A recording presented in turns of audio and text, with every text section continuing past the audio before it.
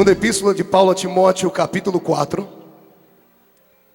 a partir do versículo 6, está escrito assim: porque eu já estou sendo oferecido por aspersão de sacrifício, e o tempo da minha partida está próximo.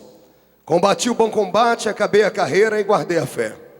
Desde agora a coroa da justiça me está guardada, a qual o Senhor, justo juiz, me dará naquele dia. E não somente a mim, mas também a todos os que amarem a sua vinda. Procura vir ter comigo depressa, porque Demas me desamparou, amando o presente século, e foi para Tessalônica, Crescente para a Galácia e Tito para a Dalmácia. Só Lucas está comigo. Toma Marcos e traze-o contigo, porque ele me é muito útil para o ministério. Também enviei Tíquico a Éfeso. Quando vieres, traz a capa que eu deixei em Troade, em casa de Carpo, e os livros, principalmente os pergaminhos. Alexandre o latoeiro causou-me muitos males, o Senhor lhe pague segundo as suas obras. Tu guarda-te também dele, porque resistiu muito às nossas palavras. Ninguém me assistiu na minha primeira defesa, antes todos me desampararam, que isso lhe seja não imputado. Mas o Senhor assistiu-me e fortaleceu-me, para que por mim fosse cumprida a pregação e todos os gentios a ouvissem, e fiquei livre da boca do leão. E o Senhor me livrará de toda má obra e guardar-me-á para o seu reino celestial, a quem seja glória para todos sempre. Amém. Saúda a Prisca e a Áquila, e a casa de Onesíforo, Erasto, ficou em Corinto, e deixei Trófimo doente em Mileto. Procura vir antes do inverno. Eubulo e Pudente, Lino e Cláudia e todos os irmãos te saúdam. O Senhor Jesus Cristo seja com teu espírito. A graça seja convosco. Amém. Feche a Bíblia, coloque em algum lugar, pegue na mão de alguém do seu lado, por favor. Aperte a mão dessa pessoa com carinho, até ela falar aleluia. Pentecostal que não faz barulho está com defeito de fabricação, não é? Glória a Deus. Feche os olhos e vamos orar. Pai, nós te glorificamos uma vez mais. Uma vez mais o seu povo está reunido de pé diante da sua presença. Uma vez mais queremos ver os seus oráculos serem revelados sobre nós. Uma vez mais queremos ouvir, ó Pai, o trepidar da sua glória se manifestar aqui. Queremos ouvir o ribombar das suas trombetas tocarem sobre a sua Shekinah. E se a sua nuvem puder se aproximar de Camboriú, deste ginásio uma vez mais, seremos gratos a Ti.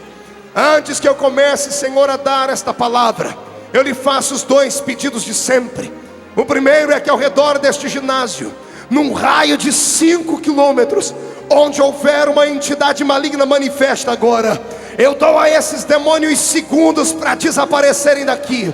Porque se não sumirem, serão queimados pelo poder da sua glória que descerá aqui.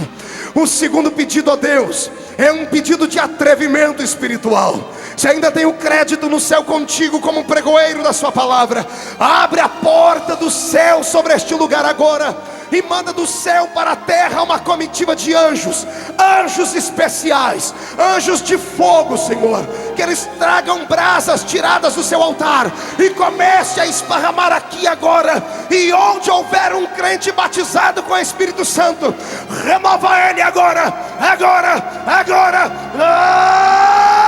agora, meu Senhor.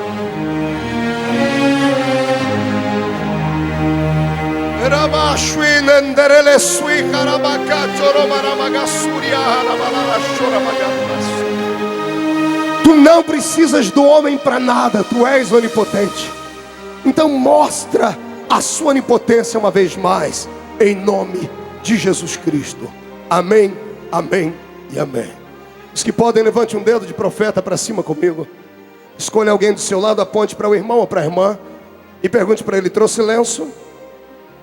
Diga ao outro: trouxe lenço? Diga: não trouxe. Prepare a manga da camisa, a ponta da gravata, a manga do vestido, porque receberemos hoje um batismo de quebrantamento nesse lugar aqui. Só quem crê nisso, aquele grito de glória que acompanha esse congresso sempre. Eu abri a minha Bíblia hoje na epístola de Paulo a Timóteo. Paulo, na verdade, não escreveu apenas uma carta a Timóteo. Ele escreveu 3 cartas a ele. A primeira carta que ele escreveu foi a carta aos Efésios, da qual Timóteo era pastor daquela santa e abençoada igreja. Isso no ano 60, ano Domini, depois de Cristo. Timóteo passava por uma dificuldade grande naquela igreja e por revelação divina. Estando Paulo a centenas de quilômetros longe, aprisionado em Roma nesta época, já pensando que a sua vida estaria se esvaindo depois daqueles dias, Paulo pega sua caneta e de próprio punho escreve uma carta a Timóteo, dando a ele ânimo para permanecer firme na fé.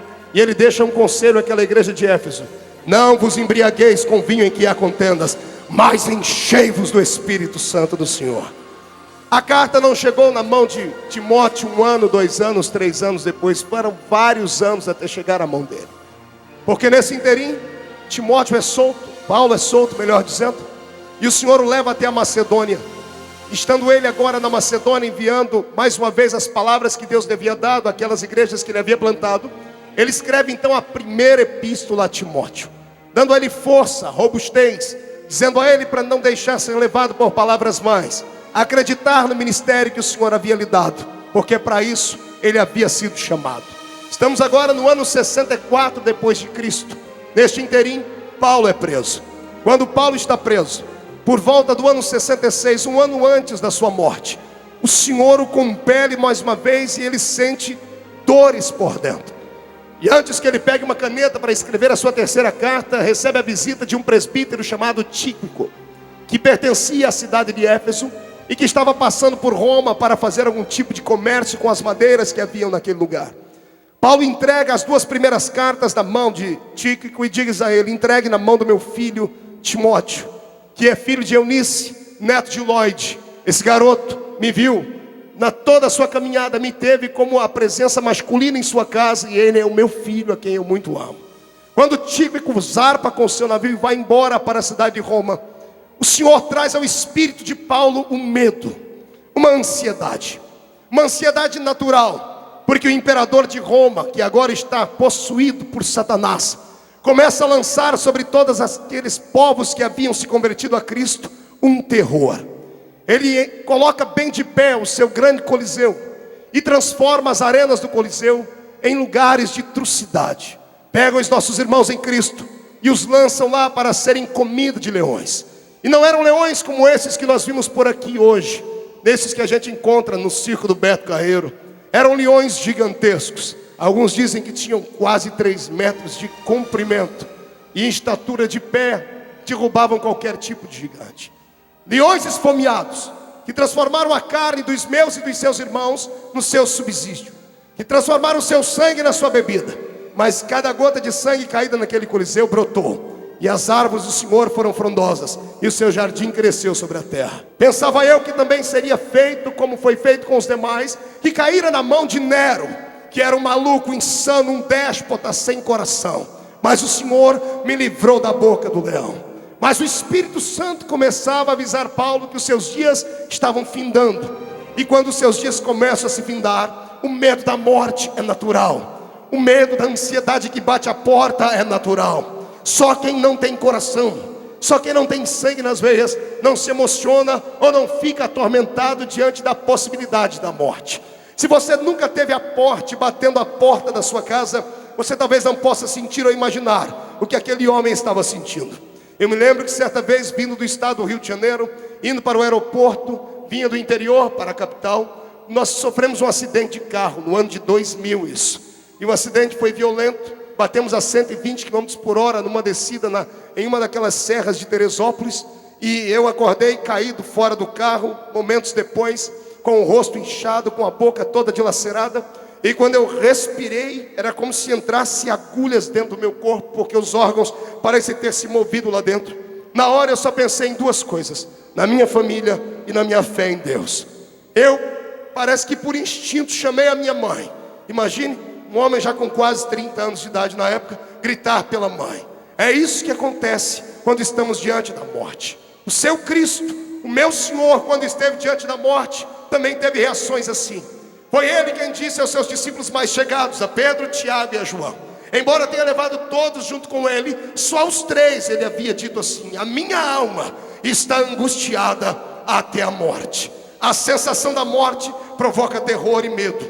E Paulo, aquele guerreiro que não era gigante na estatura física, mas sim no seu espírito, Um homem de 1,5 m, que tinha suas debilidades naturais, que tinha o seu espinho na carne, que tinha as pessoas que lhe amavam e aquelas que lhe odiavam.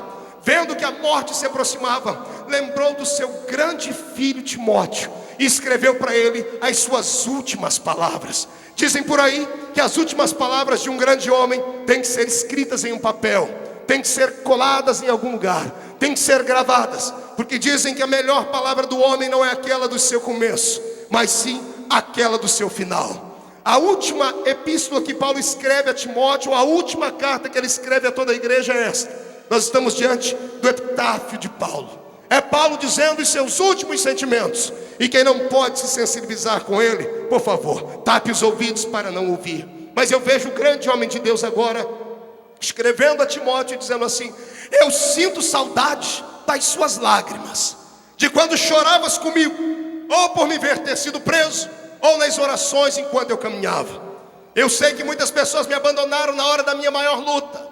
Ninguém se levantou em minha defesa. Aqueles que estavam comigo apostataram da fé, abandonaram todos os princípios que eu havia pregado. Do meu lado ficou apenas Lucas, e daqui a pouco eu volto para a história de Lucas. E apenas para o seu filho Timóteo, a quem ele não via há quase 10 anos, ele disse assim: Timóteo, filho, passa em Troa antes de vir para cá e pega a minha capa. Traz a minha capa, por favor. E logo lá na sequência dos versículos no final, Paulo está explicando por que é que ele precisava da capa. Timóteo, vem ter comigo antes que o inverno se aproxime. Repita comigo: antes que o inverno se aproxime. Vai lá, 1, 2, 3, mais rápido. Mão direita para cima. Coloque a mão nas costas do seu irmão, faz um carinho nele e diga para ele: você precisa de uma capa antes que o inverno se aproxime. Aperte o cinto, porque vamos decolar dentro da palavra do Senhor agora. Eu imagino o desejo de Timóteo, pastor Luiz Antônio, de ter podido ter levado aquela capa para Paulo. Paulo não estava preso em uma prisão comum. Ele não era um preso comum. Ele estava dentro de uma masmorra. Repita essa palavra comigo, que eu quero que você memorize ela: masmorra. Não, fale mais forte: masmorra. Na Bíblia Sagrada só 3 homens foram para as masmorras: José no Egito, Jeremias e Paulo. A masmorra era a pior de todas as prisões. Só ia para dentro de uma masmorra, irmão Reuel, aquele que havia cometido algum delito contra um grande homem, contra o governo, contra o imperador. Só ia para dentro de uma masmorra aquele que havia tocado em alguém que era muito próximo ao imperador. José, quando foi levado para uma masmorra, foi levado ali porque, segundo a história da mulher do amigo de Faraó, ele havia tentado contra o pudor dela e não havia acontecido nada daquilo. Na masmorra não há luz, na masmorra não há janelinha para o preso ver o sol nascer quadrado. A masmorra era feita bem nos recônditos de um palácio, no subterrâneo.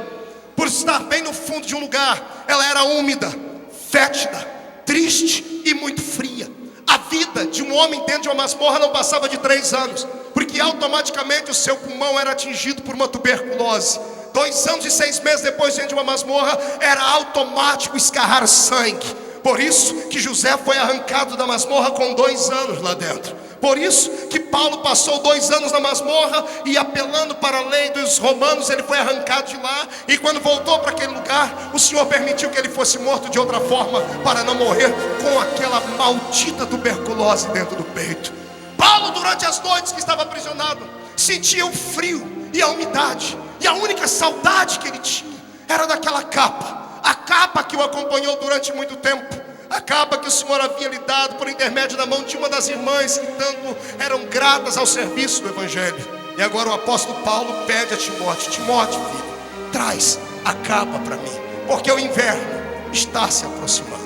Se as últimas palavras de um homem são as suas palavras mais fortes, eu queria muito ter ouvido a palavra de alguns deles. Dia 24 de dezembro passado, agora de 2005, às 9h35 da manhã, na minha casa, o telefone toca e eu, brincalhão como sempre, atendo o telefone rindo e termino chorando.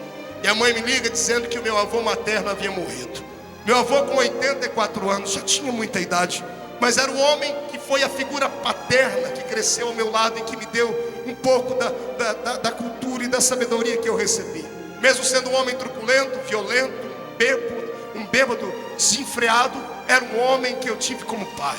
Sempre que eu podia ir até a casa da minha mãe, ria muito com ele, conversava com ele. Ele era um homem muito severo, muito sisudo, No dia 24, quando aquele homem morreu, eu fui com a minha mãe para sepultarmos, véspera de feriado, todo mundo abre o cemitério rápido, porque ninguém quer passar o Natal em luto. Quando eu vi o corpo do meu avô descendo a sepultura, aconteceu algo comigo que não aconteceu nem no enterro do meu pai. Eu fiquei descontrolado. Era como se um pedaço de mim estivesse indo embora. O meu sobrenome não é do meu pai, era do meu avô, Feliciano. Quando eu vi aquele velho de quase 1,80 m, debruçado dentro de um caixão, aquele paletó de madeira com seus cabelos brancos, o rosto murcho, chupado, seus dentes amarelados, eu olhei para o caixão e disse: vô, conversa comigo, me deixa uma última palavra, me deixa uma daquelas palavras que todo mundo quer ouvir para nunca mais esquecer. Mas ele se foi, e eu não ouvi nenhuma de suas palavras. Saí correndo por dentro daquelas tumbas do cemitério. Não me chame de louco, qualquer dia desse pode ser que aconteça com você. Sentei em cima de uma daquelas lápides e chorei, mas chorei convulsionadamente, dizendo assim: Deus, e agora? Não tem mais nenhum mestre na minha casa, nenhum pai, eu não tenho mais nenhuma figura paterna. Nesse momento o Senhor me envolveu e disse: você recebeu um pai agora melhor do que eles. Você já tinha, mas agora vai dar mais valor em mim do que neles. Serei o seu pai, porque eu te adoto por filho sempre. Anote aí nas suas páginas de que eu não te abandonarei jamais. E as últimas palavras do seu avô eu vou te fazer lembrar. E naquela tumba eu me lembrei da última vez que estive conversando com meu avô Lúcio. 8 meses antes. 8 meses antes do meu avô morrer, eu entrei dentro do quarto dele, olhei para a carinha dele. Eu nunca havia falado de Cristo para ele, ele não dava liberdade. Era um homem muito severo, muito sisudo. As pessoas da minha família sempre temeram a ele. Mas quando eu olhei para o meu avô já indo, morrendo, há 8 meses atrás, eu voltei, saí da minha casa. Quando eu estou no portão, o Senhor disse: volta e fala do meu amor para ele.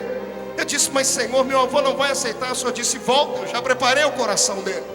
Sentei do lado dele, comecei a conversar, contei uma historinha, contei uma piada para alegrar o coração dele. E quando ele estava sonhando, eu disse: vô, o senhor conhece Jesus? Ele olhou para mim e disse: é claro que eu conheço, olha a imagem dele aqui no meu quarto. Eu disse: não, vovô, aquele ali está preso há 2000 anos. Eu quero que o senhor conheça o Jesus que mudou a minha vida, que transformou meu coração, que me deu alegria. E de repente uma coragem entrou dentro do meu peito. E eu fui falando do amor de Cristo para ele. Eu vi aquele velho de 84 anos derramar suas lágrimas pela primeira vez na vida. E ele dizendo assim: por que você não me falou disso mais cedo? Por que você não marcou uma audiência comigo mais cedo para falar desse Cristo? É tão gostoso ouvir isso. Marco, eu nunca senti o que eu estou sentindo aqui. Me conta mais da história desse Jesus. E eu fui envolvendo ele na história. Daqui a pouco eu disse: vovô, o senhor tem coragem de fazer uma oração comigo? Ele disse: como é que é isso? Eu disse: o senhor pega na minha mão o que eu falo, o senhor repete. Feito? Ele está feito. E eu fiz a oração do pecador. E quando ele entregou o coração dele para Cristo, na última palavra ele não conseguiu soltá-la, porque a sua voz estava embarragada em lágrimas. E quando eu estava saindo do quarto, ele disse assim: obrigado, filho, obrigado. Eu agora tenho paz dentro da minha alma e do meu coração.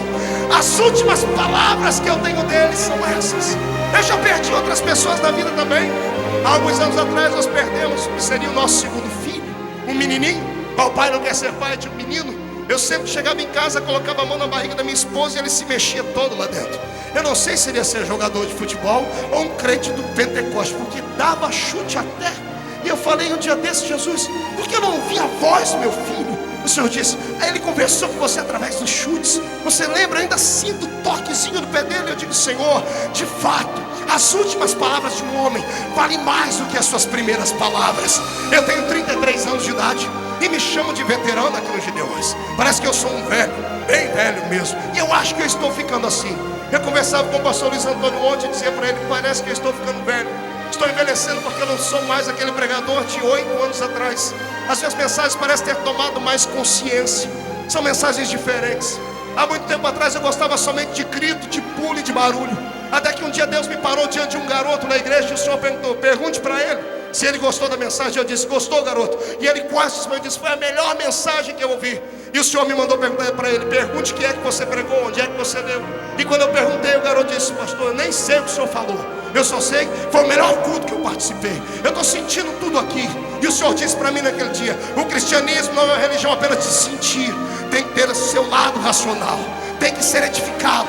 Não basta apenas barulhos que nós pulamos, gritamos, saímos correndo e amanhã estamos prontos a sermos tapados pelo diabo lá fora. Eu quero barulho, quero grito, e no final eu quero que isso aconteça. Mas eu quero edificar a sua alma e o seu espírito, porque Deus tem muito mais para isso. Há alguns anos atrás, me perdoe a todos os companheiros que fazem isso, talvez o que o Senhor fale com vocês que falou comigo.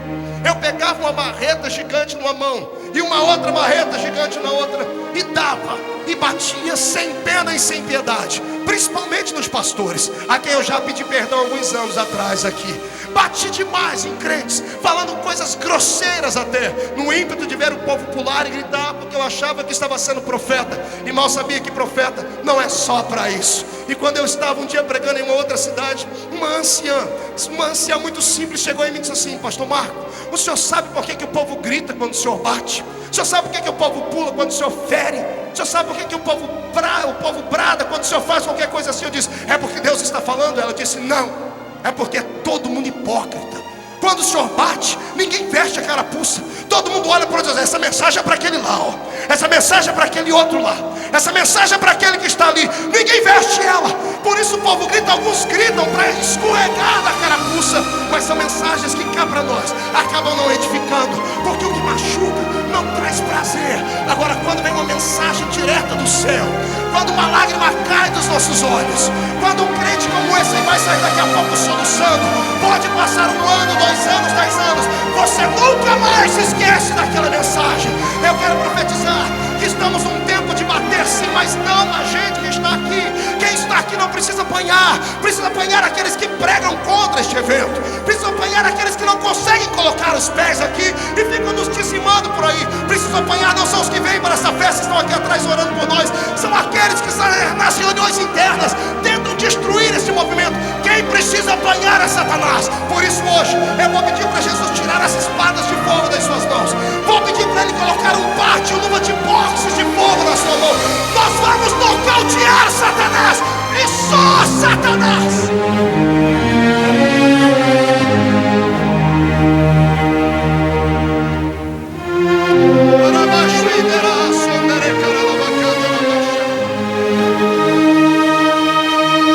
Maturidade, essência que necessitamos.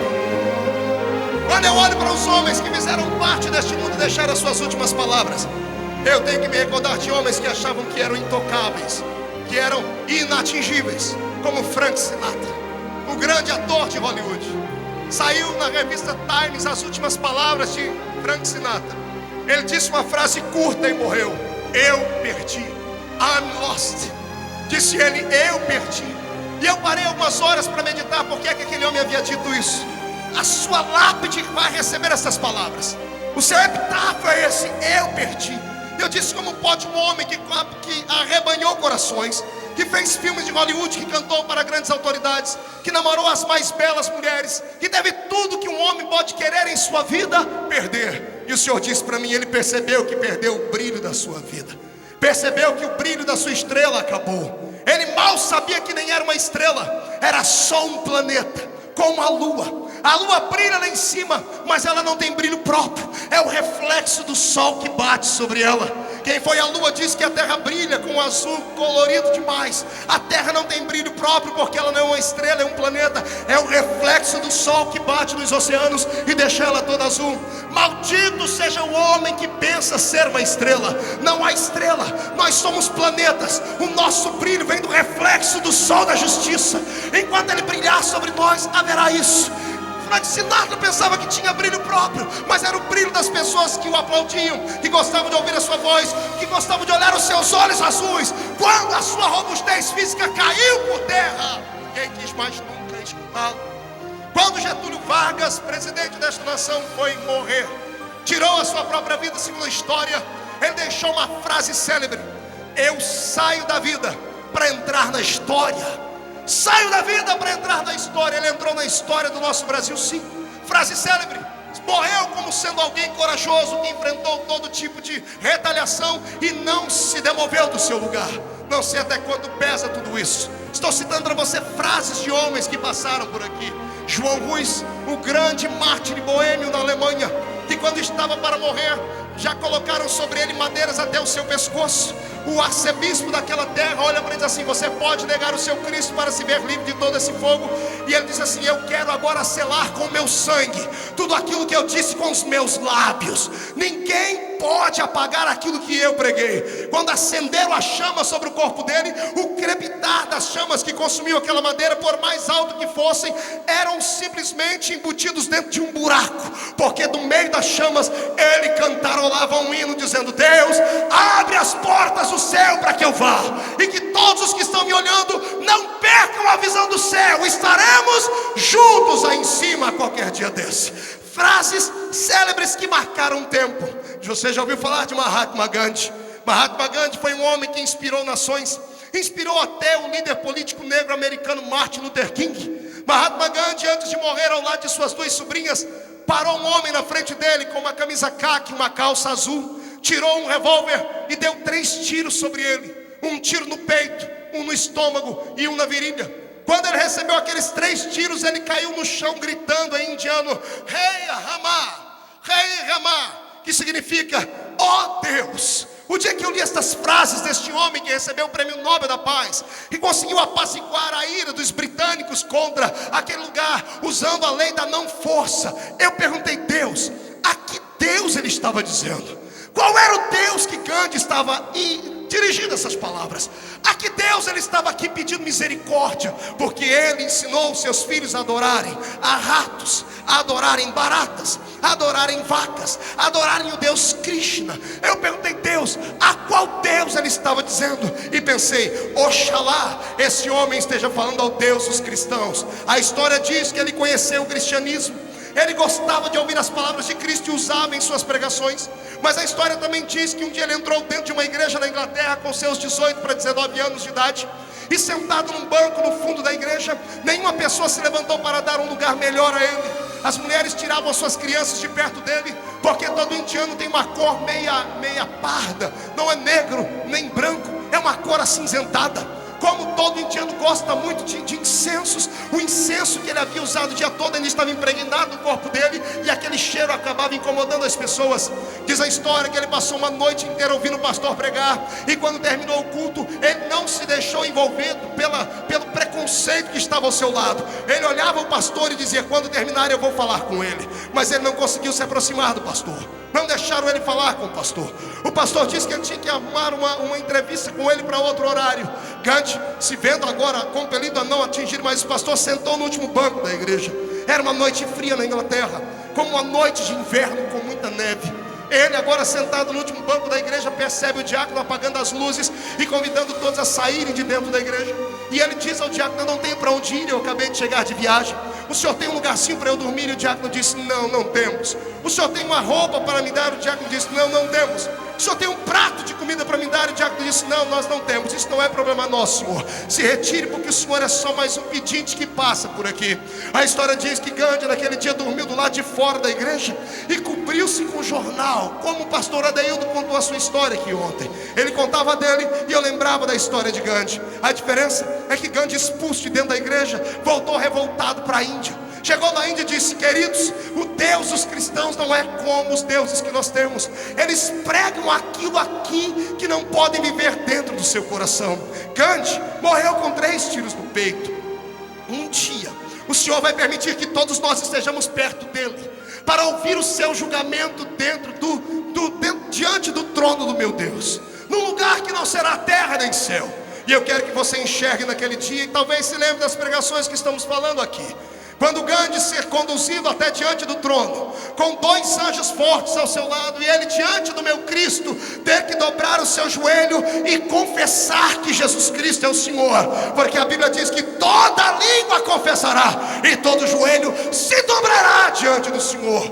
E eu quero que você agora tente imaginar Jesus olhando para ele dizendo: oh Gandhi, você teve chance, teve uma oportunidade, e por que não me aceitaste como Salvador? E eu quero que você imagine ele olhando para os cantos daquela grande multidão de branco. O pastor que estava naquela igreja pregando e não pôde atendê-lo vai estar lá com certeza.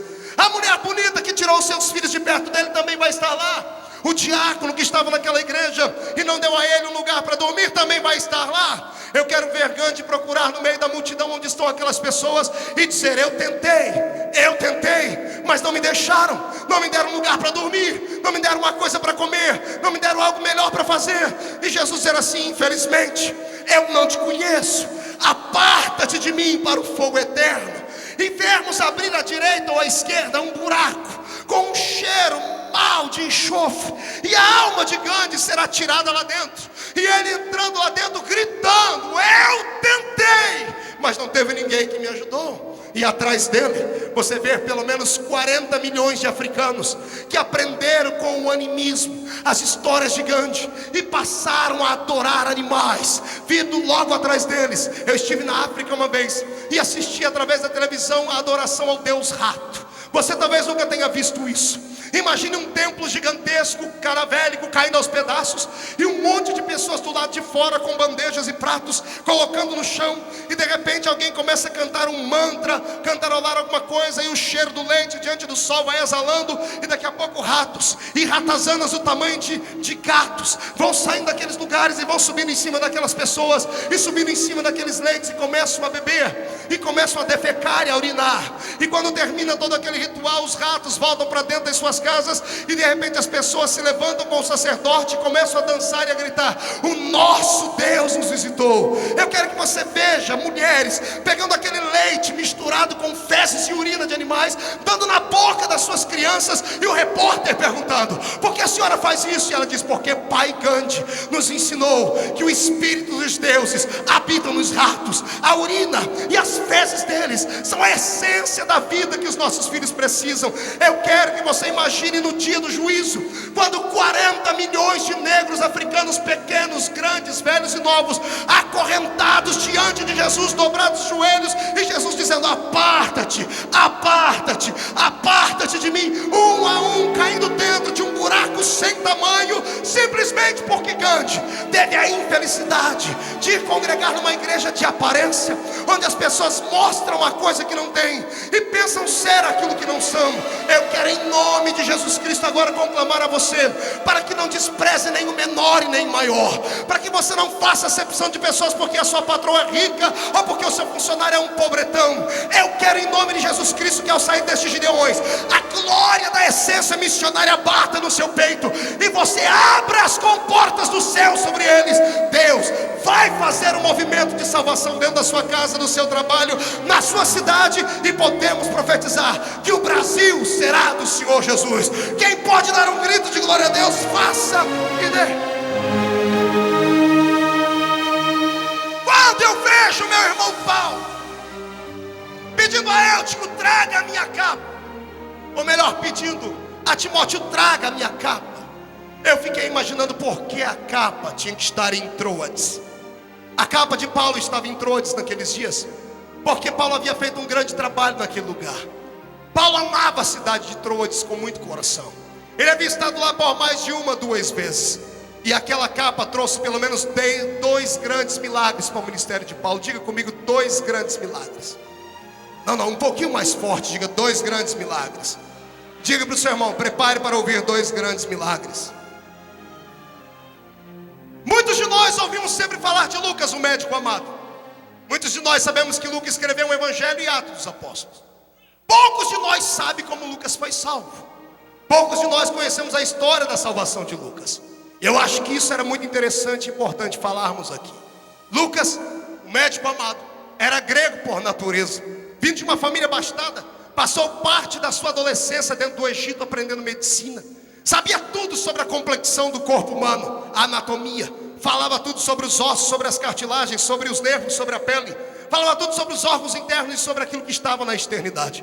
Lucas havia aprendido muito bem sobre isso. Mas foi em uma viagem de Paulo, numa daquelas que a Bíblia Sagrada diz que ele foi arrastado para fora de um lugar como se estivesse morto. A tradição original deste texto diz que Paulo não saiu andando como está escrito na nossa Bíblia. Ele caiu como morto e arrastaram ele como morto. Em uma tradição nossa diz que ele saiu andando. A história diz que ele foi arrancado para dentro da casa de um irmão abastecido de poder e glória. Quando Paulo está dentro da casa desse irmão, como alguém manda chamar um médico grego que estava naquele lugar de passagem. Era Lucas. Lucas se aproxima de Paulo, olha para o corpo dele, pequenino, caído, e começa a fazer os anteparos. Há quem diga que quando Lucas olhou para ele, na situação toda, cheia de hematomas e purulando as suas feridas, ele grita e pergunta: de que batalha vem esse soldado? E alguém diz: nem queira saber, porque a batalha dele é muito grande. E ele diz: eu estou brincando, ele não tem estatura de soldado, tem 1,5 m. Os pretorianos têm 1,80 m, 1,90 m. E alguém que estava acompanhando pode dizer assim: o senhor não sabe, mas ele é um grande soldado. Ele não pertence às fileiras de soldados do exército da terra, ele pertence às fileiras dos soldados do exército do Senhor Deus. O capitão do exército desse homem nunca perdeu uma batalha. E Paulo cuida não um dia, e Lucas cuida não um dia de Paulo, não uma semana, mas vários dias que seguiram a seguir. E as pessoas que entravam dentro do quarto para visitar Paulo, do lado de Lucas cuidando, sempre liberavam uma palavra dizendo assim: quando é que ele vai voltar para nos contar aquilo que ele deixou pela metade? E as orelhas de Lucas de pé. Todo grande cientista, ele é muito curioso. Lucas com as suas orelhinhas antenadas de pé, e alguém na sala, dentro do quarto, dizendo assim: olha, ele disse para nós que conhece um homem que se no corpo não sabe dizer, que se fora do corpo também não sabe dizer, que foi assunto ao céu e viu coisas inefáveis que não é lícito aos homens contar. Eu imagino Lucas por dentro dizendo: que história é essa? Homem que saiu da terra e foi morar no céu. Mas passa um primeiro dia, pense no segundo dia, alguém entrando lá dentro diz assim: ei, quando é que Paulo vai voltar em si? Ele começou uma mensagem e não terminou. Ele disse que aquilo que os olhos não viram, aquilo que os ouvidos não ouviram, aquilo que não subiu ao coração do homem, isso é o que Deus tem preparado para aqueles que o amam. O coração vai batendo mais forte. Entra outra pessoa e diz assim: olha, sou parente dele, não precisa ficar esmolando nem fazendo tendas. É um homem abastado, a nossa família é rica, mas a gente vai falar com ele e diz assim: fiquem tranquilos, eu sei tudo e sei também não ter nada. Eu sei padecer por necessidades e sei viver uma vida abastecida. Nada me separa do amor de Cristo, nem a profundidade, nem a altitude, nem a lateral. Ninguém, não tem homem, não tem anjo, não tem demônio que me separe do amor deste Cristo a qual eu tenho servido. Eu imagino que Lucas, com seu espírito todo curioso, não vê a hora daquele homem acordar para ter um diálogo com ele. Isso acontece um belo dia. Paulo abre os olhos. Eu imagino Lucas dizendo: bem-vindo ao mundo dos vivos. E Paulo dizendo: onde eu estou? E Lucas dizendo: você foi pisoteado por homens que te jogaram pedras, foi arrastado. Me chamaram como médico para cuidar de você. Estou aqui diante de você agora, fique tranquilo, você vai ficar bom. Paulo levantando, segurando as suas costelas, dizendo: não, moço, eu não posso parar, eu tenho que continuar a minha trajetória. E Lucas dizendo: mas você não pode, eu sou médico, ainda não posso te liberar. Ele dizendo: doutor, me deixe viajar e pregar, porque senão eu morro. E Lucas dizendo: você não pode, você está ainda sob cuidados médicos. E Paulo gemendo: ai. E Lucas dizendo: está vendo, você está gemendo, você não pode sair. E Paulo dizendo: não, doutor, eu não estou gemendo aqui pelo meu corpo, eu estou gemendo pelas almas. Ai de mim, se não anunciar o evangelho de Cristo Jesus. É isso que eu estou gemendo, e por isso eu estou falando aqui. E logo depois, ninguém segura o coração de um missionário mesmo. Lucas olha para eles assim: olha, tudo bem, o senhor vai sair? Vou. Eu estou aqui de passagem, andando aqui por essa terra dos gentios, sou grego, posso lhe acompanhar nas suas viagens? E Paulo dizendo: é claro que pode, só que você vai correr um grave risco. Do que? De acabar ficando como eu. Eu imagino Lucas dizendo: eu sou vacinado, eu tenho anel de formatura, terminei o meu curso de doutorado em medicina no Egito, nada pode me tocar. Fique tranquilo que eu já estou aqui fortemente preparado e anestesiado contra as suas palavras. Eu só quero sondar, eu só quero usar meu espírito curioso de cientista para anotar. Posso? É claro que pode, vamos embora. E Lucas vai, e é exatamente no capítulo 16 adiante de Atos dos Apóstolos que Lucas investe nessa caminhada com Paulo. E quando ele chega em Troades, quando ele chega bem naquela cidade de Troades, tinha que ser ali, Paulo resolve dar um sermão em uma casa. A notícia esparrama e vai chegando gente apinhada por todos os lados. E de repente, dentro daquela casa, uma multidão incontável de pessoas e mais gente do lado de fora.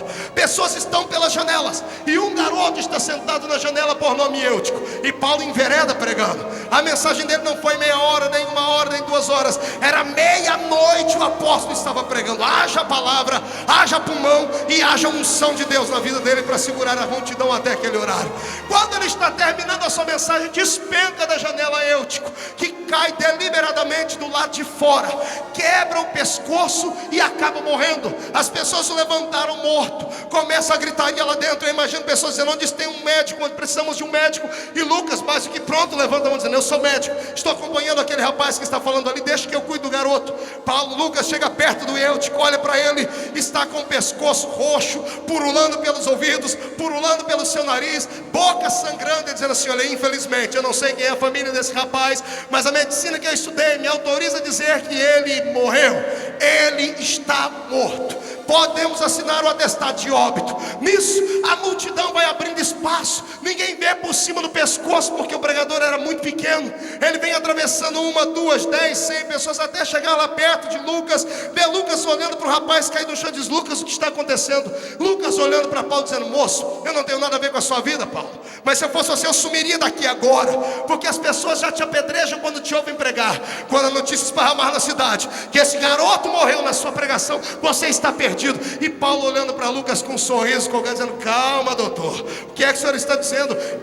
Paulo, eu sou médico, eu já testei aqui, não há pulsação, o pescoço dele está mole, está quebrado, ele acabou de morrer. E Paulo dizendo: calma, doutor, o senhor acha que eu ando desprevenido? Eu não ando só com um doutor que cuida do corpo, eu ando com um doutor que cuida da alma e do espírito. Ele está aqui do meu lado. Mas Paulo, Lucas, mas só viemos nós dois. Oh, meu amigo, calma. Esse médico, ele vive dentro de mim e tem uma extensão dele no céu. Me dá licença, qual é o seu diagnóstico, Lucas? Ele morreu. Deixa eu perguntar para o meu médico, deixa eu telefonar para o meu médico. Eu imagino Paulo saindo de canto, pegando o seu telefone celular espiritual e ligando para o telefone de Deus, que tem número, é 3332. 33 é o capítulo de Jeremias, 3 é o versículo que diz: clama a mim e responder-te-ei e anunciar-te-ei coisas grandes que não sabes. Os dois são 2 joelhos no chão. Está agora ele de joelho no chão, telefonando para Jesus. O que eu acho mais lindo é que o telefone de Jesus nunca está fora de área, não acaba a bateria, não tem que falar com secretária. Agora o telefone dele também tem aquele PIN, tem aquele Call ID, que quando você liga, identifica. Por isso que muitas pessoas entre nós não recebem a resposta, porque quando liga Jesus ali, e olha quem está ligando aqui, não quero conversa com esse aqui, porque ele está me devendo em alguma área da sua vida. Agora quando liga alguém para ele que é íntimo dele, ele atende na hora, não toca 2 vezes, fala na terra e diz: fala aí, meu filho, o que é que você está precisando? Eu já vou te responder. Paulo diz: Senhor, eu tenho um probleminha aqui. O médico da terra falou que aquele garoto chamado Eutico morreu. O que é que o meu médico diz? Paulo, ele está dormindo. Muito obrigado, senhor. Desliga o telefone, levanta. Doutor Lucas, fica assim não, o garoto está dormindo, eu só vou acordá-lo agora. Lucas está apavorado, dizendo a todo mundo: eu não conheço esse homem, ele é maluco assim mesmo, eu nunca vi esse rapaz na minha frente, com licença. Paulo pega a sua capa, era frio, meia-noite do lado de fora. Ele estende as suas asas sobre o corpo do rapaz e deita sobre ele, aperta o seu peito e diz assim: Eutico, ressuscita, volta à vida. E o pescoço troncado cai em direita, os olhos se abrem, um atixim deve ter saído da boca dele. E a minha Bíblia diz, pelas palavras de Lucas, não foram poucas pessoas que ficaram assombradas com aquilo que estava acontecendo ali. Todos tiveram que reconhecer que o Deus daquele baixinho era um Deus de poder, de virtude e de milagre, de graça. Eu vejo 2 milagres em Troades. Primeiro, um pecador que se arrepende, porque Lucas, quando olhou para aquilo, disse assim: Paulo, não dá. Eu estudei tudo, eu sei até trazer uma ressurreição através de boca a boca. Talvez com um choque forte no peito, eu posso fazer o músculo como o coração voltar a funcionar. Mas me desculpe, trazer um morto que tudo estava parado à vida tem que ser um poder maior do que o da medicina. E Paulo disse: eu te falei que se você andasse do meu lado, você veria coisas que ninguém nunca nunca viu. Este é o poder que eu estou apresentando. Lucas se abraça com Paulo, se converte ao cristianismo e nasce ali um dos mais poderosos homens que Deus teve na sua terra para escrever para nós a bela história da igreja cristã. A capa que estava sobre Paulo trouxe um calor sobre o corpo daquele morto. E vamos falar agora aqui sobre esses dois pontos que nós temos que aplicar na nossa vida.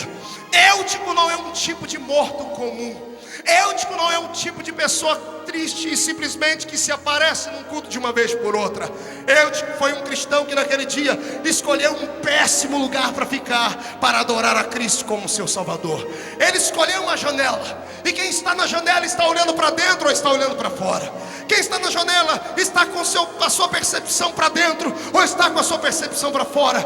Aquele que está na janela está titubeando entre dois caminhos. Deus essa noite quer falar com todos aqueles que estão aqui, estão pelo meio do caminho. Deus está falando com aqueles que estão em cima da sua janela espiritual e não sabem para onde olham. O Senhor diz para você: saia desse lugar e entre na posição que o Senhor te quer. Se alguém te expulsou do seu lugar dizendo que o seu lugar é a janela, desça hoje, olhe para quem disse isso e diga para eles: o que é meu, ninguém pode me tomar. A minha posição é aqui dentro. Por favor, não titubeie em dois pensamentos, porque isso pode custar muito caro a sua vida. Segundo, quem está fora do lugar pode receber para si aquilo que não é para receber. O que fez Eutico cair dali de cima não foi a pregação de Paulo, que era chata e comprida como uma espada, nada disso. O que fez Eutico cair lá de cima foi o cheiro da fumaça que saía de dentro dos candelabros, foi o cheiro da fumaça que saía de cima das velas. Quando a fumaça ia subindo, ia tremendo, ia subindo, Eutico começou a aspirar aquilo e foi respirando, e foi respirando, e foi ficando meio tonto e acabou tombando lá de cima. Quem conhece a arte do sacrifício na igreja sabe muito bem que quando nós damos a Deus um sacrifício e o Senhor derrama sobre ele fogo, a fumaça que sobe não é para homem sentir, não é para homem receber. Esta fumaça de glória tem que subir até a graça da eternidade divina. Só Deus pode receber. Esse é um dos graves problemas do homem, receber uma glória que não pertence a si. Eu quero hoje, em nome de Jesus, convidar a todos aqueles que estão em destaque para que deem um passo atrás e peçam para que a glória do Senhor se manifeste à sua frente.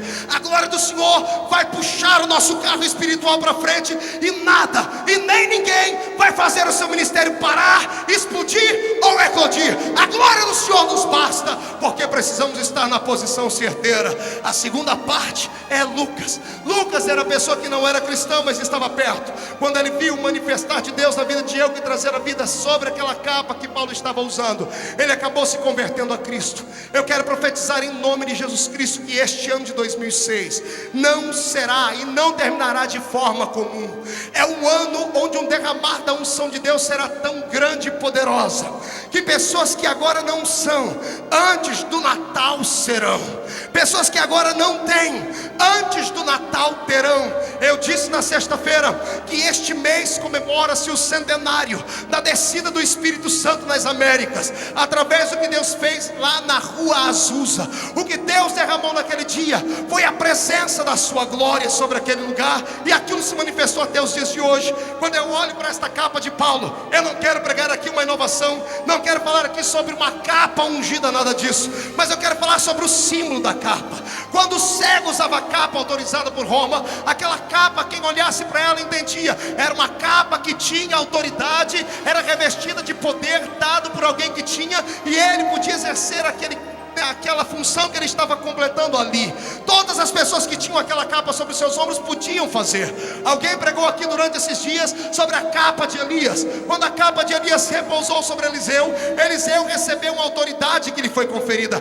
Capa fala de autoridade e de poder. Quando Paulo disse: Timóteo, traz a minha capa antes do inverno, Paulo estava dizendo: precisamos de uma autoridade antes que o frio bata nas nossas casas. Precisamos de poder.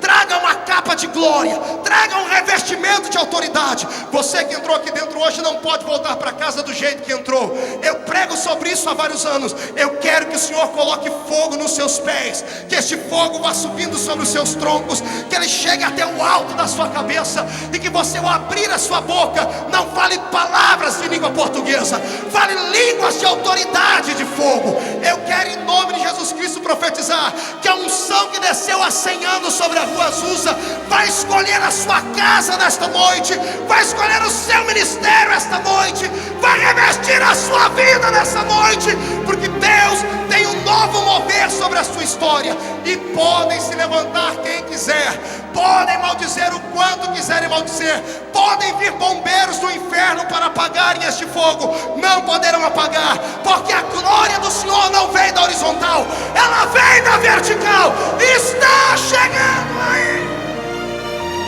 Eu gostaria que você levantasse a mão direita para o céu comigo agora, colocasse ela no ombro do seu irmão com carinho e respeito, chacoalhasse ele até ele ficar irritado, quem sabe acordar ele. Diga para ele: você precisa deste revestimento hoje. Diga: você precisa e acredita. Diga: você precisa, acredita, então vai receber. Chacoalhe o seu irmão até ele se irritar. Vai receber.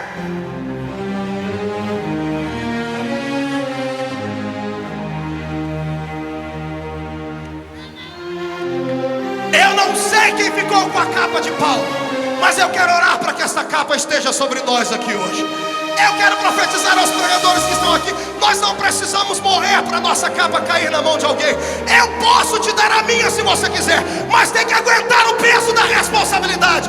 Não vai haver mortes, vai haver um derramamento da unção de Deus, e o Senhor vai nos curar.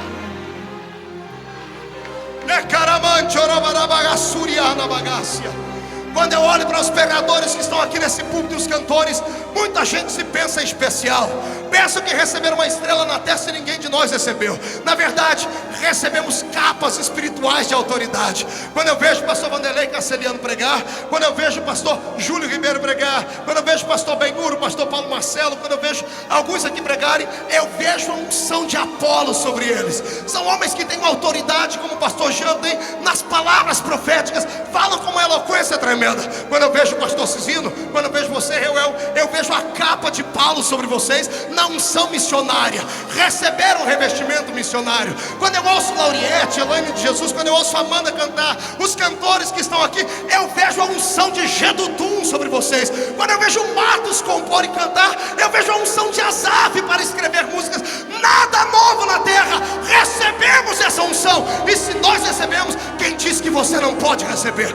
Quem diz que você não pode receber? Eu tenho pregado todos os dias da minha vida. Um dia desse, em uma convenção, me pararam e disseram assim: você não pode falar isso. Eu digo: eu posso, porque a Bíblia me afirma. Disseram assim: pare de dizer que não precisa de uma consagração humana para ser. E eu repito: homem não consagra ninguém. Falo de novo: homem não consagra ninguém. Repito: homem não consagra ninguém. Quem consagra é o Senhor. A unção vem lá de cima, ela desce lá de cima. Se o homem aceitar, bem; se não aceitar, vai ter que te engolir, porque a glória será tremenda.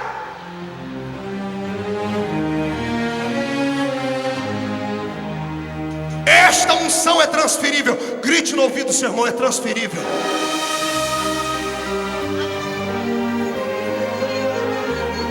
Eu pregava alguns anos atrás nesse mesmo púlpito e reclamávamos que no Brasil nós não tínhamos muitos pregadores. Hoje não podemos reclamar, né, pastor Luiz Antônio? Temos demais, temos muitos agora. Agora vai ter agenda para todo mundo, e vai aparecer a mais gente, e vai aparecer a mais gente. Vai aparecer tantos pregadores aqui que nós vamos ter que exportar alguns para fora. Eu profetizo em nome de Jesus que as igrejas que não conhecem esse poder conhecerão através da sua vida, porque Deus te dará, Deus te dará.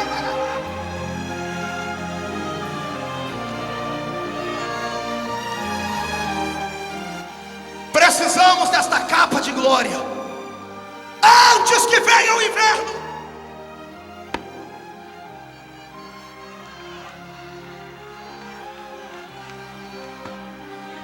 Precisamos desta glória antes que venha o inverno, porque o inverno é uma desgraça.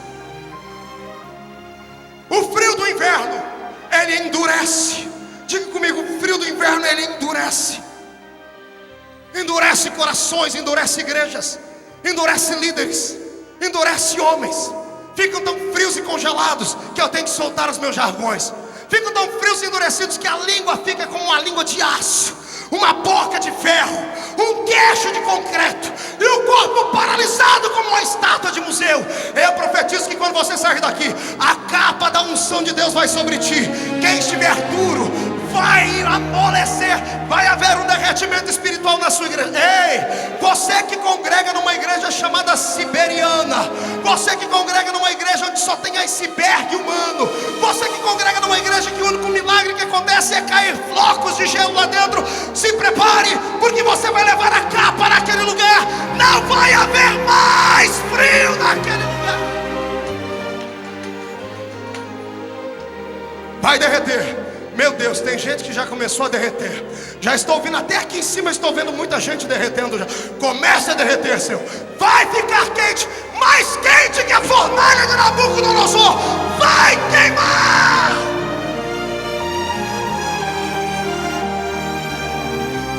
Quando o inverno se aproxima, as pessoas se isolam. Característica de países europeus: ninguém é amigo de ninguém. Ninguém fala com ninguém, se isolam. Vamos colocar um ponto final nisso aqui. Eu amo os Gideões, porque Gideões é uma obra interdenominacional. Eu não estou pregando aqui para assembleianos só.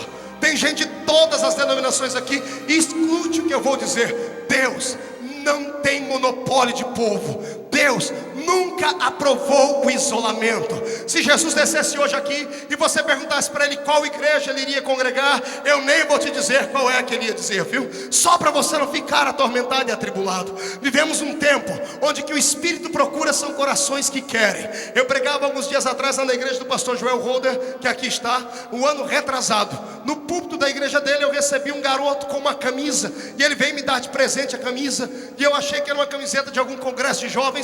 E ele chegou e disse: pastor, trouxe essa camisa para o senhor, porque o senhor é o nosso pai na fé, o nossa grande inspiração. Eu disse: que igreja você é? Quando eu abri eu tomei um susto. Igreja Apostólica Romana, movimento carismático do setor tal. Eu disse: como é, garoto? Me conte essa história que eu quero ouvir aqui. Ele sentou do meu lado e disse: pastor, eu estava ouvindo uma fita sua aqui. Um amigo meu me escutou falar em línguas. Ele era crente da Assembleia de Deus e ouviu eu falar em línguas e disse: essa sua língua aí não presta, não é de verdade. E eu fiquei bravo. Eu disse: não, eu não posso te explicar direito, mas eu tenho um professor que vai te explicar. Deu uma fita minha para ele, ele levou para casa, sentou na frente da televisão e começou a assistir. Ele disse que sentiu uma ira tão grande. No meio da mensagem ele levantou para ir lá e destruir a televisão.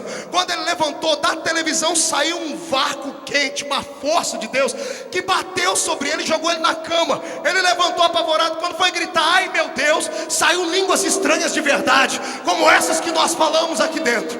Ele ficou apavorado, não conseguia parar de falar em línguas estranhas. Quando a língua dele voltou, ele pegou o telefone tremendo, ligou para um amigo dele e disse assim: ei, vem aqui, você é o segundo da equipe, vem aqui que tem uma coisa para te mostrar. O amigo dele entrou e disse: o que é? Ele disse: ó, eu não vou nem te contar, escuta a fita desse homem.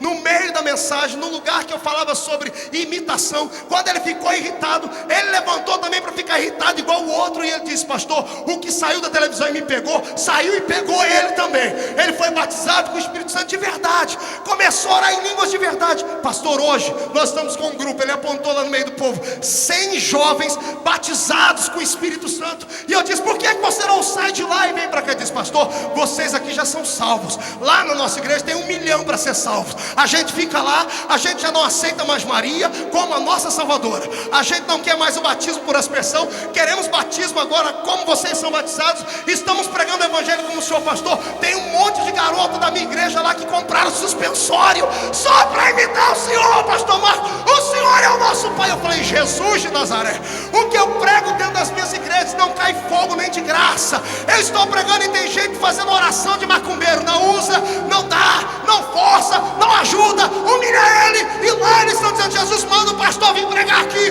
porque queremos fogo. E eu profetizo em nome de Jesus: se a sua igreja não te quiser, outra igreja vai querer. Mas o fogo da capa do Senhor vai lá.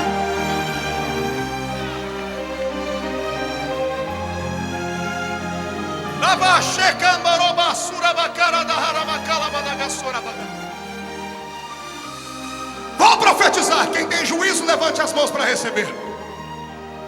Eu profetizo que cada crente aqui nessa noite, obreiro ou não obreiro, leigo ou pastor, receberá uma unção nesta segunda-feira tão forte, tão tremenda de Deus, que não vão sair daqui como carne e osso, vão sair como brasas de fogo tiradas do altar. Onde a planta do seu pé pisar, o Senhor vai incendiar.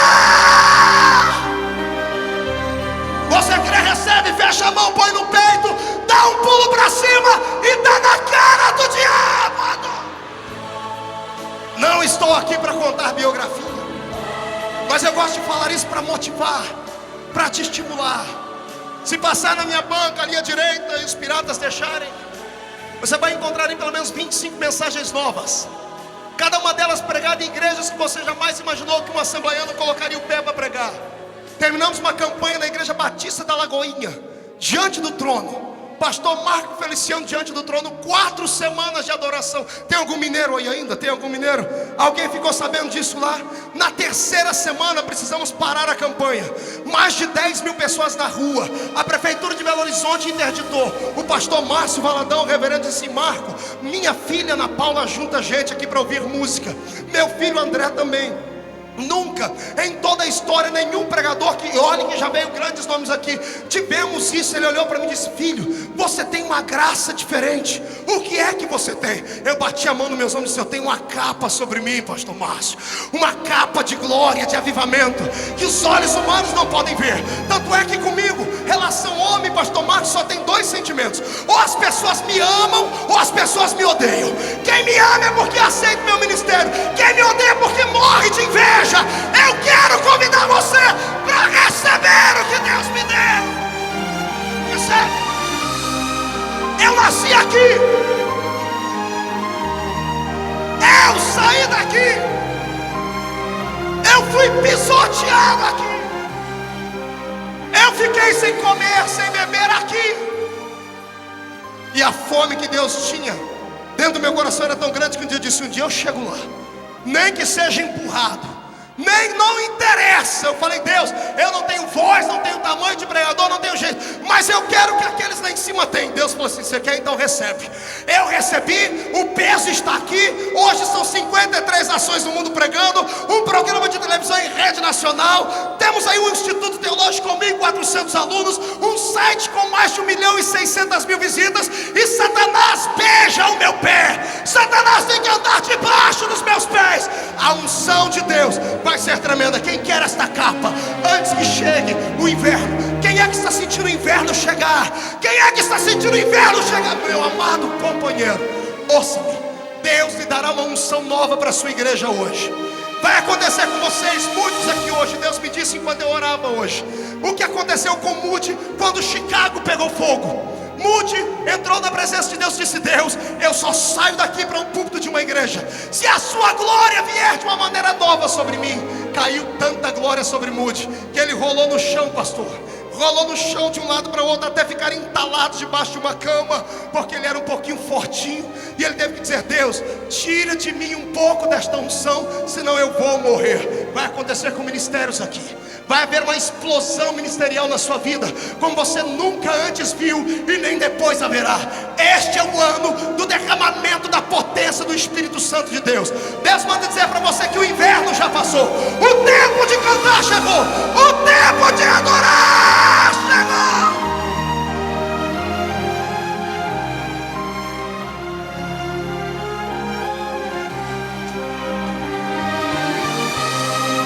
Deus quer levantar uma geração de gansos espirituais. Ai, Jesus, o que eu falei agora? Eu repito, Deus quer levantar uma geração de gansos espirituais. Eu disse o quê? Espirituais. Diga aí de novo, 1, 2, 3. Olha para o irmão e diga: o pastor não está louco. Eu fui impactado com um presente que eu ganhei esse ano de um amigo, um livro, A Filosofia dos Gansos. Eu fiquei assombrado. Eu falei: Jesus, nós temos que aprender muito com essas aves. São aves que não amam frio. São 147 espécies de gansos no mundo em todos os continentes da terra, menos no continente frio da Antártica. Não há nenhum ganso no meio da neve, porque são aves que precisam do calor. E quando o inverno vem se aproximando, um deles se levanta. Não andam com crachá no peito, não andam com nomenclatura de homem, nem uma estrelinha na testa. Um deles se levanta e começam a cantar, começam a soltar o seu balido, o seu barulho, começam a gritar, a grasnar. Se levanta e sobe bem alto. E quando ele está lá em cima, ele plana, bate, ele abre as suas asas, a capa. Quando começa a bater asas e a grasnar, os gansos vêm atrás dele. Você já viu revoada de pássaros? Não é apenas ganso. Todos os pássaros voam em V. Você já viu isso? Já reparou isso? Já se perguntou por que eles voam em V? Por que eles não voam em linha reta?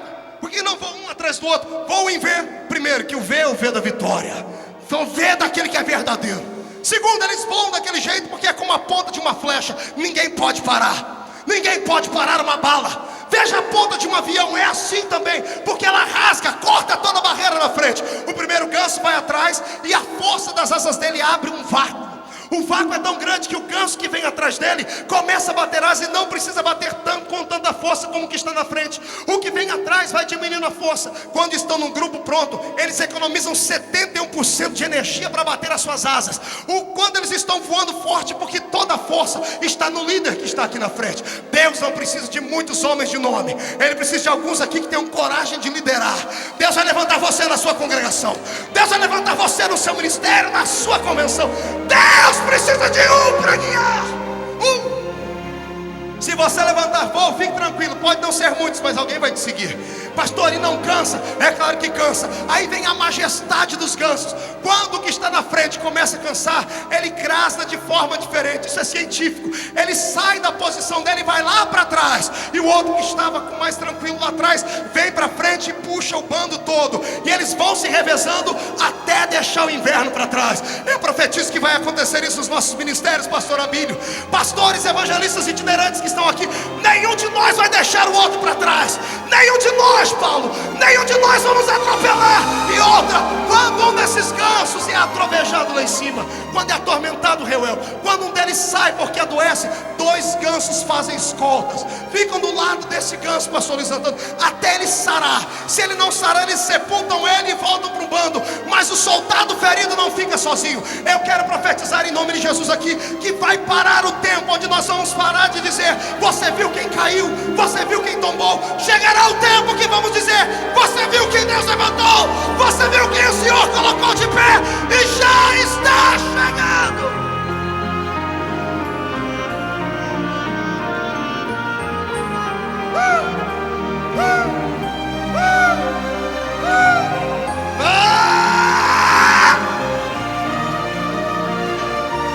Tem algum aqui que pode me ajudar a puxar a força?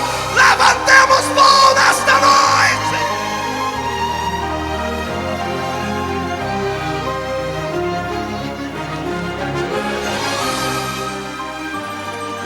Não tem nada pior do que o pregador estar na frente, tentando puxar o grupo inteiro. É muito peso. E ele fica sozinho batendo as asas. E não vem ninguém atrás para dizer: está na hora de trocar de lugar. Pastor, e o que acontece quando eles percebem que está diminuindo o ritmo? Todos os que estão atrás começam a grasnar, começam a gritar, incentivando o que está na frente a ir. Quando você vê que um pregador não está conseguindo ir, irmão, grite. Abre a porta do céu sobre ele. Abre o céu. Você não sabe a batalha que está aqui em cima agora. Anjos e demônios. Demônios estavam sorrindo até alguns minutos atrás, já começaram a chorar. Vão sair desdentados, banguelos, vão sair cortados, aprisionados. E os santos anjos de Deus vão glorificar a Cristo. Quem acredita nisso, tire o pé do chão para adorar.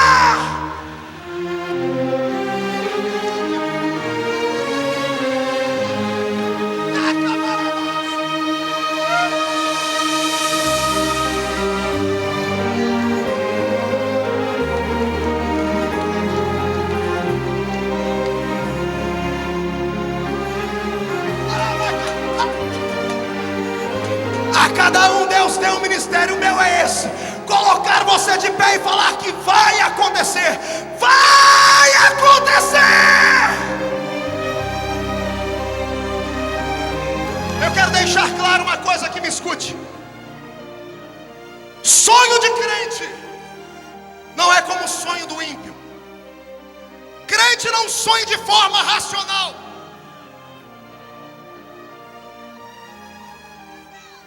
Crente delira. É delírio. Pastor Marco, mas eu ouvi alguém dizer que não é. Não estava preparado para falar a palavra. O sonho do crente é um delírio. O que é um delírio? É uma visão de uma loucura. O que foi que José viu? O sol e a lua e 11 estrelas diante dele. Isso não é delírio? É um sonho racional. É delírio. Quando você viu o filho mais novo de uma casa pegar mais feixes sobre os seus ombros do que todos os seus irmãos mais velhos. O menino só sabia comer e dormir. É delírio. Meu irmão Ezequiel na frente do rio Quebar olha para cima e vê uma roda de fogo de um lado, uma roda de fogo dentro de outra, homens com 4 rostos. O que é isso? É um delírio. Se você não está pronto para delirar, não está pronto para receber este avivamento que eu estou pregando aqui. Isto aqui é loucura, é sonho de maluco, mas é sonho que Jeová vai realizar.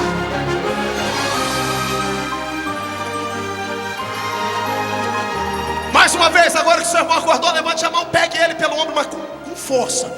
Acorda ele, chacoalha até ele ficar irritado. Diga para ele, delire. Diga delire. Delire. Delire. Delira.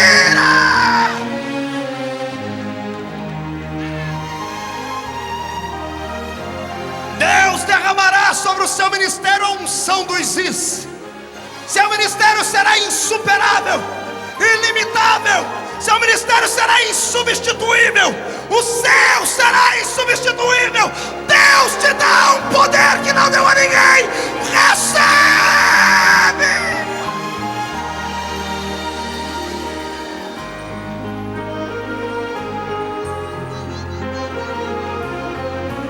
Deus não disse que ia te dar um hino, Alexandre, e não te deu o hino. Deus não te deu o hino. O paralítico levantou. Quem segura Deus? Quem? Deus não disse que ia te colocar aqui, Ele te colocou. Quem é que vai impedir? Ei, eu profetizo em nome de Jesus: o inverno pode bater na porta, pode se aproximar, mas não vai chegar. Uma lufada de ar quente vai envolver a sua vida, como envolveu a minha vida alguns anos atrás dentro da Vila Tatu. As pessoas me olhavam de cima para baixo dizendo: você não vai, não chega, não acontece. Aí Jesus diz assim: agora para te enxergar vão ter que pôr binóculos nos olhos, porque você vai voar acima das estrelas. Sai da frente, Satanás!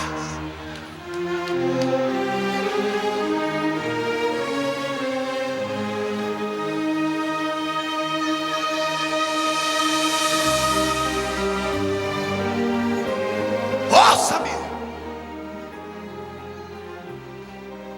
A armadura não. A armadura não quero de ninguém. Quero não, pastora Bíblia. A armadura não. Mas a capa eu quero. Eu quero a capa. Eu quero. Tem alguém que quer? Tem alguém que quer? Então pega ela. Pega. Recebe. É sua. Tudo é possível que crê.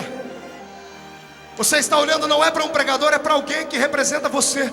Eu sou você aqui. Você vai chegar aqui. Não, você vai passar daqui. Você vai estar estampado nas páginas dos jornais desse país. Eu vou assistir o seu programa de televisão. Eu vou dividir púlpitos com você fora do país. Eu vou assistir o lançamento do seu CD em rede nacional. Não deixa o inverno chegar. Eu quero ouvir os gansos cantarem. Quero ouvir os gansos grasnarem dizendo: não parem, não parem, não parem. Hoje eu estou na frente, os pregadores estão na frente. Amanhã é você, amanhã é você. Grite para mim, diga: não pare, não pare, não pare, não pare.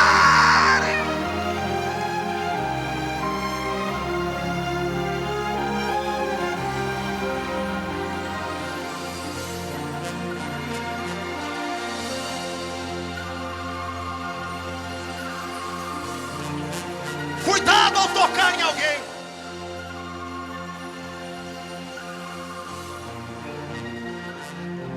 Depois que o pastor Luiz Antônio orou por mim aqui, impôs as mãos dele sobre mim, eu virei pastor. Eu era evangelista, pastor. O senhor orou por mim, eu virei pastor. Tomei pastor, meio evangelista, não sei mais o que eu sou. Um dia eu vi um pessoal falando mal do pastor Benny Hinn, dizendo assim, ele sopra, eu falei, mano, não queria que ele soprasse em mim não, queria que ele cuspisse em cima de mim. Se o sopro dele tem aquele efeito, imagina o cuspe dele, Marcos. Se os ossos de um profeta morto traz de volta aquele que morreu, imagine o que Deus vai fazer hoje, quando esses homens aqui estenderem a mão sobre vocês. Haverá uma unção de prodígio e maravilha. O inverno não vai chegar. Nós vamos simplesmente pegar toda a glória que o Senhor deu a estes brasileiros e vamos esparramar pelos quadrantes do planeta Terra. O Brasil vai exportar avivamento, glória e missões. Quem crê nisso, dê um grito de glória.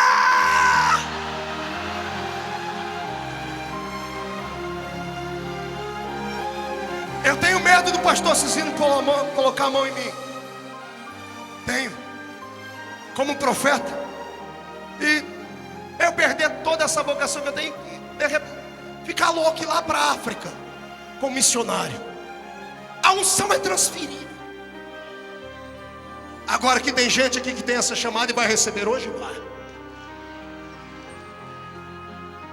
Eu pregava na Alemanha, na cidade de Munique, há alguns meses atrás, numa mesa de restaurante, pastor Cecílio. Estávamos eu, alguns pastores e um atleta que joga naquele país. O irmão foi lá numa banca, numa mesa em cima do restaurante e trouxe um jornal. O jornal todo em alemão, todos começaram a chorar. E eu não entendi o motivo. E eu pedi para que alguém me mostrasse o que estava acontecendo. Na foto da capa do jornal, havia um pastor de terno e gravata, dando as mãos a um sacerdote romano. E eu falei, por que vocês choram?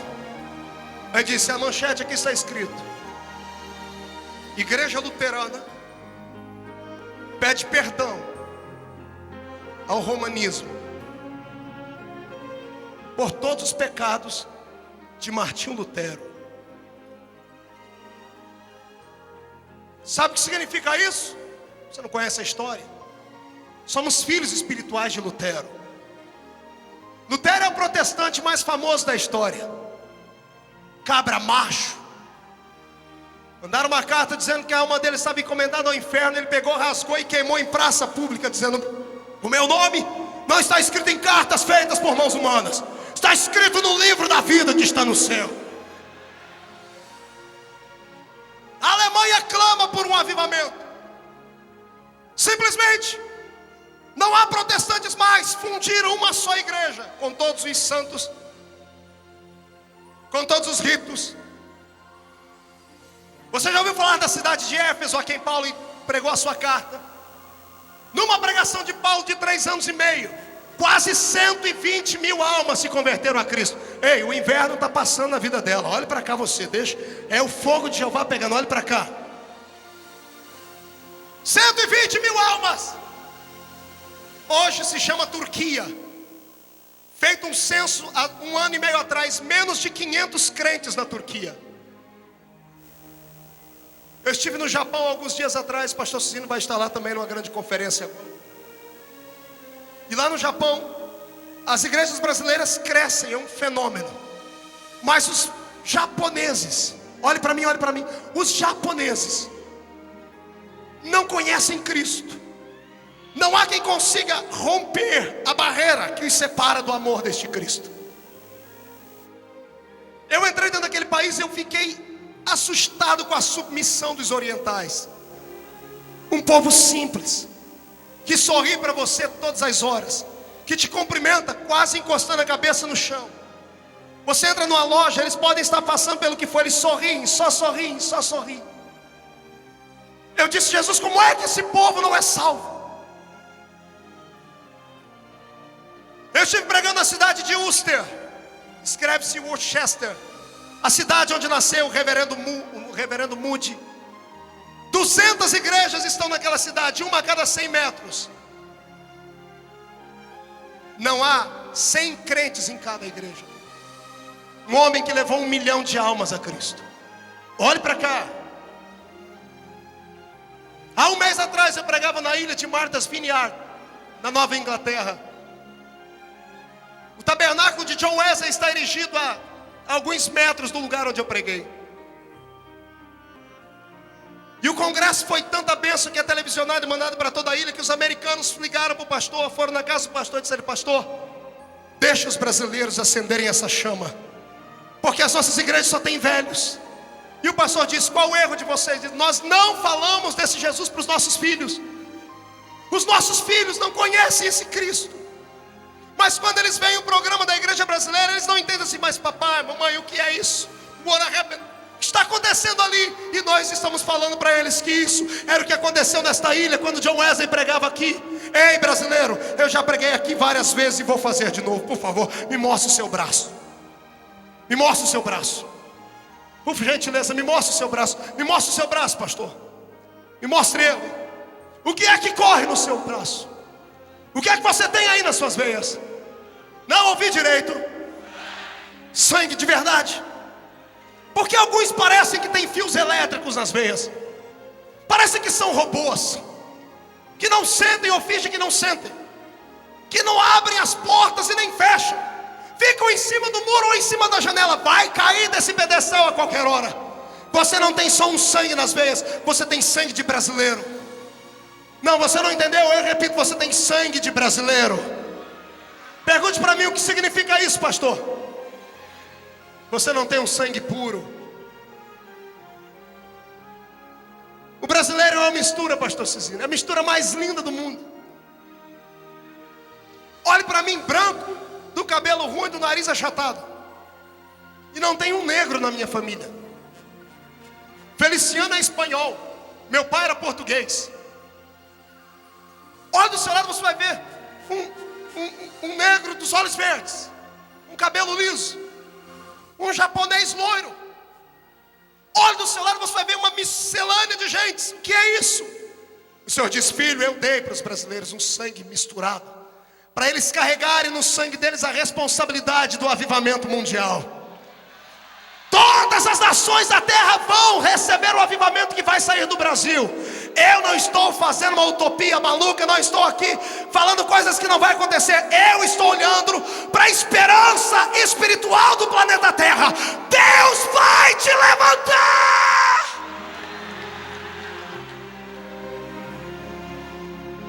Você quer? Acotovele o seu irmão, diga: você quer? Não grite para ele: você quer? Não dê um berro no ouvido dele de você quer. Diga: então prova que quer. Então prova que quer. Prova que quer. Prova! Prova que quer! Doutor Marcelo Brunner, venha cá, por favor.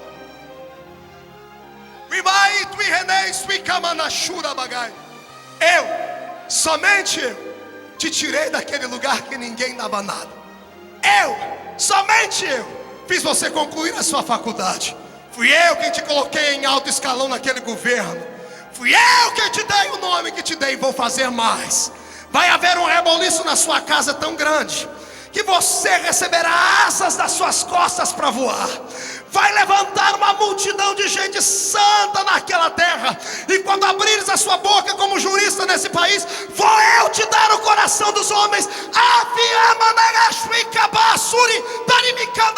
Recebe hoje uma capa nova.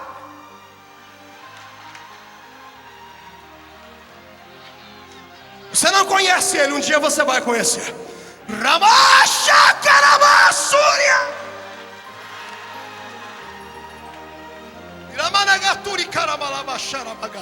Pegue na mão do seu irmão.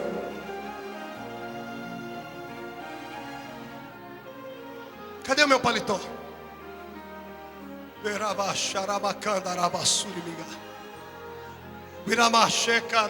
Me chame de louco. Fale o que você quiser. Eu já passei dessa fase de ter que provar alguma coisa para alguém.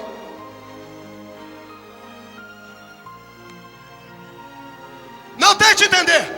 Coisa espiritual não se entende. Coisa espiritual se aceita. Se aceita. recebe, recebe, recebe, recebe.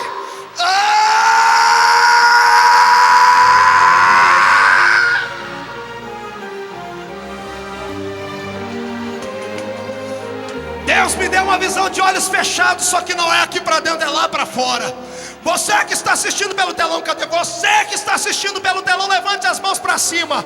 Há uma nuvem de impacto de Deus, profética, derramando uma essência de consagração aí. Receba da mesma glória que está aqui dentro. Agora, agora, já!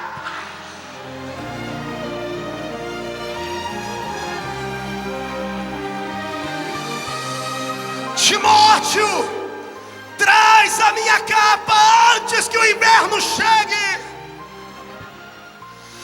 Se há verdade nas palavras que eu estou pregando, Pai, prepare o coração dos seus filhos. Prepare o coração da sua igreja, Pai. Da mesma unção que opera na minha vida, da mesma capa de autoridade que eu recebi do Senhor, da mesma unção que repousa no ministério que o Senhor me confiou, onde houver alguém que acredita, departe com eles agora, derrama sobre eles agora, agora, agora, agora, agora, agora, agora, já!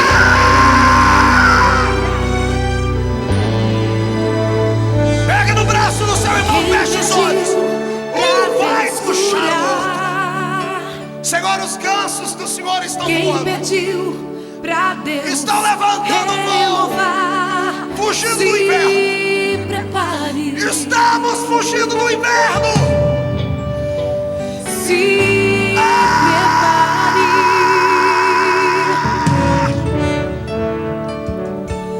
Ele já ouviu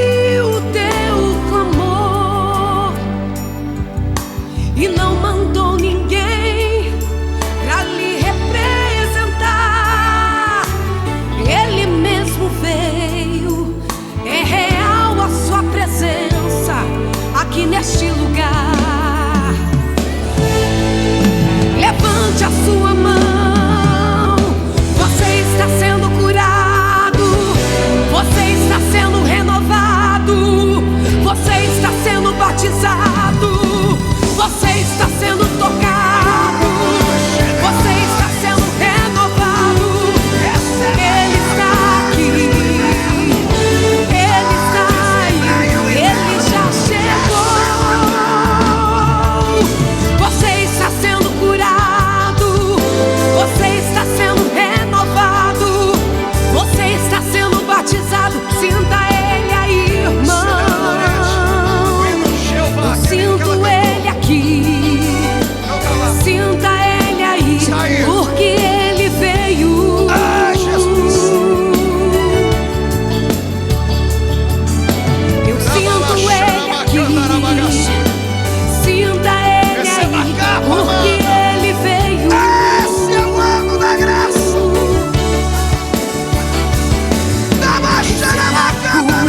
Receba um milagre, receba a unção e a libertação. Receba a cura, receba o milagre, receba a unção e a libertação.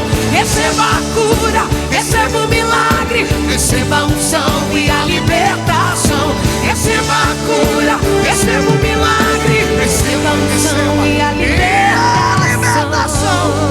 Ai, Jesus, quem pode dar um grito? Quem pode dar um grito de glória? Ele está aqui. Chacoalhe suas mãos, chacoalhe suas mãos. Dê meia volta e escolha alguém do seu lado. Eu queria que os itinerantes que estão aqui, que eu convidei, fizessem um ato agora de graça. Olhasse do seu lado. Tem muita gente que quer ser como a gente. Queria que depois dessa oração você colocasse a mão sobre esses irmãos e orasse com eles. Abraçasse pelo menos uns 10 pastores. Repartisse a sua capa de unção sobre eles. Deus, coloque uma brasa de fogo nessas mãos agora. Onde os seus filhos tocarem, reparte com os demais a unção que está sobre eles. Agora, agora, agora.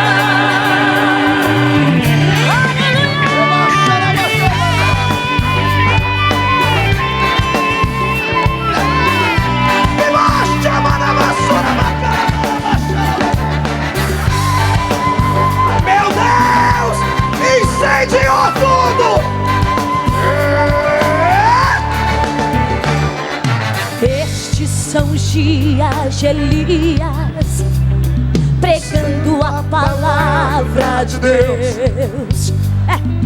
Estes são os dias de Moisés, justiça reinando outra vez. E estes são os dias de hoje, o mundo vive em escravidão, mas nós somos os pregadores. Valeu, pastor Cisino. Anunciando. Voltando relevante a sua mão, diga: ele vem, ele vem, ele vem, brilhando como o sol, voando sobre as nuvens. A trombeta eu posso ouvir, um grande coral cantando uma canção, dizendo que já vem a salvação. Aleluia,